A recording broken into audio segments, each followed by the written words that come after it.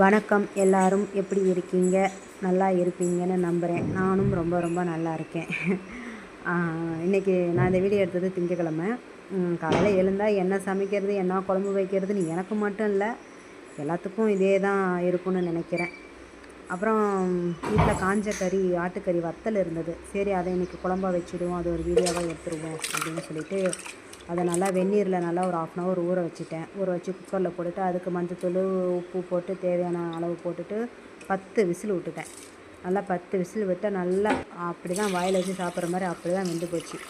வச்சுட்டு அதுக்கு தேவையான ஜாமானுங்க, வெங்காயம், தக்காளி, கத்திரிக்காய், முருங்கைக்காய், இஞ்சி பூண்டு, தேங்காய், சோம்பு கீம்பு எல்லாம் ரெடி பண்ணி வச்சுட்டு குழம்பு வைக்க ஆரம்பிச்சிட்டேன்.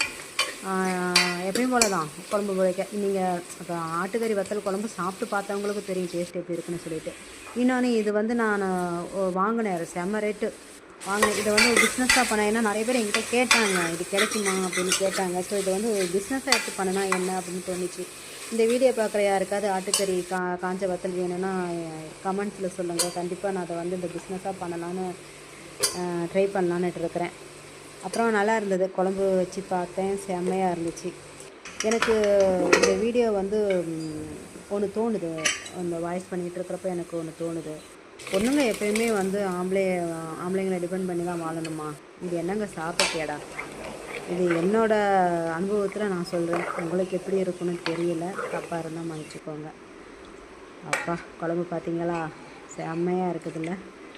சாப்பிட்டு பார்த்தேங்க, சூப்பராக இருந்துச்சுங்க. உண்மையிலேயே நல்லா இருந்துச்சுங்க. சாப்பிட்டு பார்த்தவங்களுக்கு தெரியும். அப்புறம் பாப்பா சின்ன பிள்ளையா, அவளுக்கு அவசரம் முட்டை வச்சுக்கிட்டேன். சாதம் சாப்பிட போகிறேன்னா